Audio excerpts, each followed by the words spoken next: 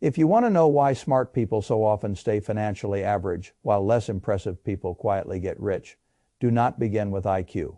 Begin with deployment. That is the real issue. I have met too many brilliant people who could model complexity, spot contradictions, read the fine print, solve technical puzzles, and win every argument in the room, yet somehow remain stuck inside lives whose financial ceiling never moved very far. At the same time, I have watched perfectly ordinary people, not fools, but not intellectual stars either, build businesses, buy assets, take territory, and end up with balance sheets that gave them far more freedom than the brilliant people ever reached. That contradiction disturbs people because they were told the world works differently. They were told intelligence naturally compounds into wealth. It often does not. And the reason is not that intelligence is useless. The reason is that intelligence and wealth are not the same game. That is the mother line of this entire story. Smart people often become extraordinarily good at improving systems they do not own. Average people sometimes become just competent enough to own a small system and let that ownership compound. Over 20 years, that difference is enormous. I want you to hold one image in your mind all the way through this. Think of the economy as a giant machine. The smart child grows up being rewarded for becoming a better mechanic. He learns how the machine works. He learns how to detect mistakes.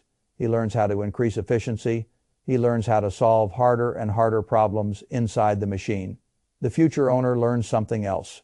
He asks where the machine throws off cash, who owns the switch, who collects the toll, and how to buy even a tiny piece of the engine. The mechanic is admired. The owner gets paid. That is the difference. And once you see it clearly, a great deal of social mythology starts looking like a training program for salaried excellence rather than a path to wealth. Let me begin with childhood because that is where the pattern usually starts. School does not reward wealth intelligence. School rewards institutional intelligence. That is the first mechanism. I call it the correctness trap. A smart child is praised for being right within a closed system. He answers correctly. He remembers well. He works through complex rules. He produces the expected output under controlled conditions. He learns to associate approval with precision, preparedness, and low error. That is wonderful training for engineering, medicine, law, research, analysis, and any structure where mistakes are costly and correctness can be externally judged. It is not the same as wealth training. Wealth training requires something school rarely rewards: cleanly acting before the answer is complete, operating under ambiguity, being willing to look uninformed temporarily, testing before perfect understanding, persuading rather than merely proving, owning uncertainty instead of waiting for clarity. That is why so many smart people leave school carrying the wrong relationship to risk. They think the world keeps rewarding the same thing: more precision, more certainty, more proof, more credentials, more correct answers. Then they enter markets and discover that markets pay differently. A market often rewards the person who moved with 70% confidence, while the brilliant analyst was still building the perfect memo. The analyst calls this irrational. The market calls it ownership. This is not because ignorance is superior to intelligence. It is because speed, iteration, and position can outrun accuracy, if the accurate person never leaves the starting block. Now, when a child spends years being praised for correctness, something subtle happens to his identity. He starts needing to be right more than he needs to be effective. This is the second mechanism. I call it the precision addiction. The precise mind hates acting with incomplete information. It sees downside branches in high resolution. It notices hidden flaws. It understands that markets can turn, that regulation can shift, that customers can disappoint, that leverage can wound, that bad timing can destroy a good thesis. All of that is valuable. The trouble is that the person begins worshiping clarity so much that he keeps delaying movement until the asymmetry is already gone to someone else. That is why average people sometimes get there first. Not because they are wiser, because they are less intellectually burdened by all the ways something might fail. They start the contracting company, they buy the small rental, they test the ugly offer, they launch the plain website, they sell the service before the branding is elegant, they call the client before the deck is perfect. They look foolish for a while. Then they learn in motion. The smart observer sees 15 failure paths and waits until the idea feels cleaner. By then, the average operator may already own the customer relationship, the route, the feedback loop, and the improving asset. This is why I say intelligence without deployment becomes decorative. It remains impressive. It just does not compound. Now let us move to the place where Many smart people get trapped for decades. Employment. This is the third mechanism, I call it, the employability cage. The intelligent person is highly employable because institutions love people who can solve difficult problems without threatening ownership. He makes systems work better. He reduces errors. He improves processes. He handles complexity. Others avoid. He becomes indispensable. Everyone praises this. Managers love it. Firms reward it. Titles improve. Compensation rises. Prestige accumulates. And yet the cage tightens, because the same traits that make him valuable inside the machine also keep him inside the machine. He is too useful to remove, too skilled to ignore, too responsible to gamble recklessly, too identity bound to prestige to tolerate a temporary downgrade in appearance. So he stays, he optimizes, he becomes a senior mechanic. And because the machine keeps paying him more each year, he mistakes comfort for escape. That is one of the great middle-class illusions. A high salary can feel like freedom while remaining structurally dependent on permission from above. You may earn more than most people around you. Wonderful, but if the engine of your wealth still depends on salary bands, performance reviews, bonus pools, equity grants, you do not really control and strategic decisions made by other owners, then you are still playing the labor game at a premium rate. The cage is nicer, it is still a cage. I want to be careful here because many people hear this and get stupid. They think I am saying salary does not matter. Of course it matters. Income is fuel, skill matters, reputation matters, stability matters. But salary is not the same as scalable ownership. The employee, however brilliant, improves a system that somebody else already owns. The owner captures what happens when the system grows beyond one person's labor. That is why a competent plumbing business owner can out. Wealth a brilliant analyst. That is why a decent operator with 3 small cash flowing assets can out. Wealth a remarkable salaried professional. That is why a mediocre salesperson who owns the client list can build more freedom than a PhD optimizing another man's enterprise value. This is not moral commentary. It is structure. Now we come to a more painful mechanism, prestige. Intelligent people are often unusually vulnerable to prestige because the institutions that rewarded them early trained them to associate recognition with success. This is the fourth mechanism. I call it the prestige trade. The prestige trade happens when a person exchanges long-run equity for immediate status and feels noble while doing it. Academia is full of this. High-status law is full of this. Certain forms of medicine are full of this. Research tracks, policy worlds, corporate strategy seats, elite credentials that look glorious from the outside while quietly producing lives built on salary debt and delayed financial leverage. I respect many of those professions deeply. That is not the point. The point is that prestige and profitability are not the same axis. The intelligent person often chooses the path that will be admired by other intelligent people. It feels clean, it feels serious, it feels like proof of worth. Meanwhile, the less impressive but more economically alert person chases cash flow, contracts, margins, routes distribution, or a small ugly business with repeat demand. The first gets applause, the second gets asset growth. Applause is not worthless. It just does not compound like equity. This is why I have always warned people not to confuse symbolic capital with financial capital. A title can improve how the world speaks to you. It does not automatically build ownership. A respected career can increase your social standing and still leave you with no scalable engine beyond your labor. The market does not reward elegance. It rewards leverage, scarcity, and control. That is hard for intelligent people because they often fall in love with elegant work. Elegant work can be beautiful. The market pays for usefulness plus ownership. Those are not always the same. Now let us talk about another reason smart people often stay stuck. They are too good at seeing risk. This sounds absurd until you think about it closely. This is the fifth mechanism. I call it high-resolution fear. The smarter you are, the more downside paths you can visualize: regulatory risk, customer risk, legal exposure, competition, timing error, dilution, reputation damage, hidden maintenance, rate resets, tax drag, operational breakdown, technological obsolescence, contract concentration, dependency risk. You see the branches clearly, and because you see them clearly, your body begins treating inaction like prudence. It is not always prudence. Sometimes it is just beautifully reasoned avoidance. Meanwhile, the average operator sees less, He is not braver in some noble sense. He is less analytically burdened. So he buys the duplex, starts the flooring business, franchises the small service model, launches the software tool with a crude interface, sells first and refines later. Because he does not experience downside in 4K resolution, he can move through uncertainty with more speed. That movement matters. The market often pays the person who can survive imperfect motion, not the person who constructed the most accurate list of everything that could go wrong. This does not mean you should become dumber. It means you should stop deploying intelligence only as a microscope and begin using it as a lever. A microscope is excellent for spotting problems. A lever is excellent for moving mass. Smart people often have the microscope. They underdevelop the lever. Now let me explain what the average wealth builder often does correctly without having the language for it. He does not chase intelligence. He chases leverage. This is the sixth mechanism. I call it the leverage instinct. A small business owner may not understand macroeconomics as well as an analyst. He may not quote Taleb. He may not speak in elegant abstractions, but he understands something primitive and powerful. If I own the customer relationship, if I own the route, if I own the equipment, if I own the building, if I own the list, if I own the software, if I own the contract, then my effort can multiply. That instinct is worth more than intellectual polish in the long run, because wealth is rarely a reward for being the most correct person in the room.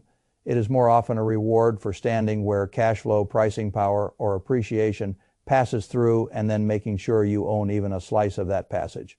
This is why I say wealth optimizes for leverage across systems while intelligence often optimizes for accuracy. Within systems, accuracy produces reliability, leverage produces multiplication. The first is perfect for becoming valuable inside a machine. The second is what lets a person build a machine that pays him even when he is not personally touching every moving part. That is the difference that compounds. Now I want to widen the frame further because there is another ugly truth hiding underneath all this. Intelligent people often trust systems too much. This is the seventh mechanism. I call it institutional overfaith. If you were rewarded by schools, grades, tests, professional ladders, and credential systems, you internalized a dangerous story, perform well, and the system will notice be good enough and the machine will reward you fairly. Solve difficult problems and competence will rise naturally into wealth. Sometimes that happens. Often it does not. Markets are not grading rubrics. They do not reward merit cleanly. They reward leverage, timing, distribution, narrative access, and ownership. They reward the person who can tolerate ambiguity while attaching himself to scalable structures. They reward the person who moves early enough, sells convincingly enough, and owns enough of the right thing long enough. The intelligent employee often keeps waiting for the broader system to behave like the narrower institutions that once praised him. He assumes his competence will eventually convert. Sometimes it does, but often it converts only into a more respected version of dependence. The average person who never fully trusted institutions may approach the market more strategically. He does not expect fairness, he expects friction. He does not expect recognition. He expects opportunity hidden in disorder. He does not wait to be chosen. He tries to plant himself where value can accumulate. That attitude is not always more ethical, it is often more profitable. Now let us talk about social intelligence, because this is where many brilliant people quietly bleed opportunity. They undervalue persuasion, they undervalue networking, they undervalue trust building, they undervalue confidence projection. They think these things are soft, manipulative, or beneath the dignity of serious intelligence. This is a terrible mistake. Capital moves through people.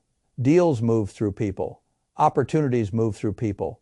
A weaker mind with stronger social leverage will often out-earn an out. Own a stronger mind with no relationship fluency. That is not because charm is magical. It is because transactions are human. The brilliant, isolated person keeps waiting for the merit of the thing itself to be self. Evident, the average persuasive person keeps getting a hearing, and hearings lead to deals. This is why I always tell people that if they are smart, one of the most profitable acts available to them is to stop being proud about how little they care for social leverage. The market does not reward your contempt for networking. It often punishes it. You do not need to become fake. You do need to understand that trust is a form of distribution. Now I want to bring all of this into one harder truth.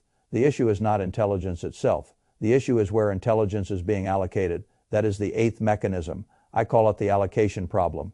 A brilliant person can spend 20 years perfecting systems, ideas, analyses, and processes that increase another organization's efficiency while building very little ownership for himself. The same brilliance, redirected toward asset selection, negotiation, tax structure distribution control, small business acquisition, productized expertise, equity participation, or scalable property, can produce a completely different future. It is the same brain. Different allocation. That is why I say smart people stay poor or average, not because intelligence is a disadvantage, but because intelligence is frequently deployed in the service of stability, validation, and system optimization instead of leverage, ownership, and asymmetry. The result looks unfair. The mechanism is simple. The intelligent person keeps making somebody else's machine better. The average owner builds a small machine of his own. Over 10 years, the owner often wins. Now let me make this practical, because if this remains abstract, it is just another elegant complaint. If you are smart and you want wealth rather than merely admiration, you must retrain where your intelligence goes. First, stop measuring success primarily by how valuable you are to an institution. That is not the same thing as how valuable your life is becoming to you. Ask instead, what do I own, what do I control, and what keeps paying if I stop performing for a month? Second, study cash flow structures the way you once studied test material.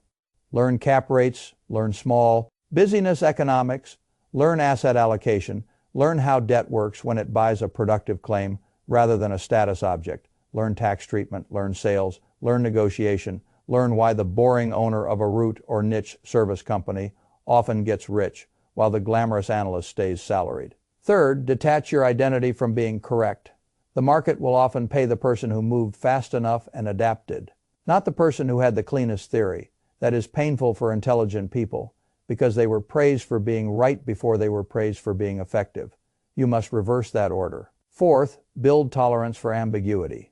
Wealth creation usually happens before the rubric is clear. There are no grades, there is no teacher telling you the answer is correct, there is only market response, customer behavior, operating data, and your capacity to keep iterating while feeling unvalidated.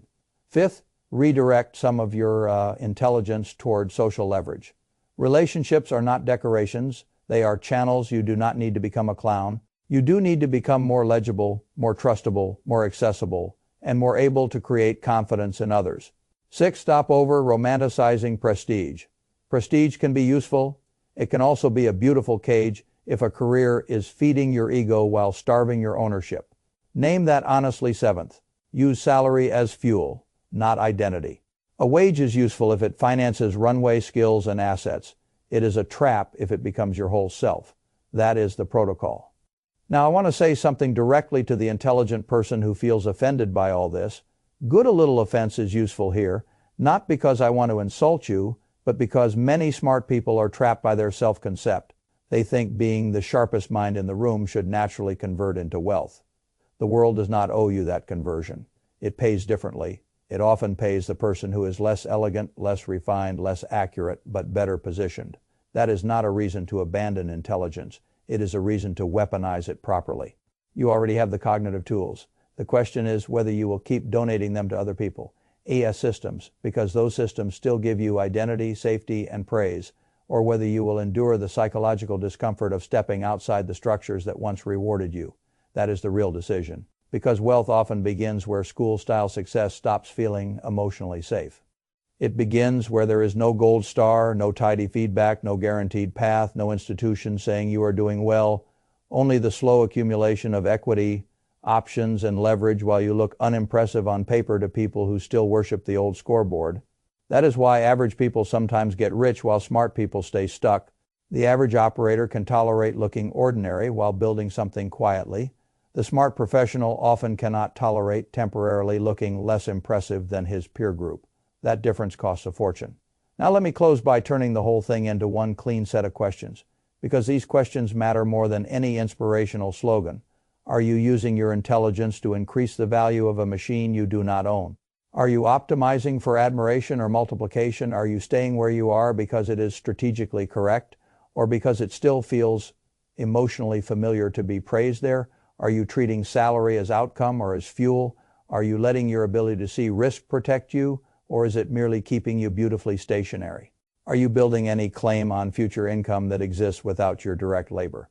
Those are the right questions. Not whether you are smart enough. You already know you are smart enough. The whole issue is deployment. And if I had to reduce the entire lesson to one sentence, it would be this. Smart people stay poor while average people get rich when intelligence keeps serving stability and validation. While average operators quietly use leverage, ownership, and motion to build assets they actually control. That is the real split. Not talent, not virtue deployment. Once you understand that, your life becomes simpler, not easier. Simpler, you stop trying to win the school game in the market. You stop mistaking prestige for equity. You stop using intellect as a shield against uncertainty. You stop measuring your value only by how employable you are. You start asking where your mind can buy control instead of merely proving competence. That is the pivot. And if you make it early enough, the next 10 years can look nothing like the last 10, because intelligence is not your problem. Pointing it in the wrong direction is.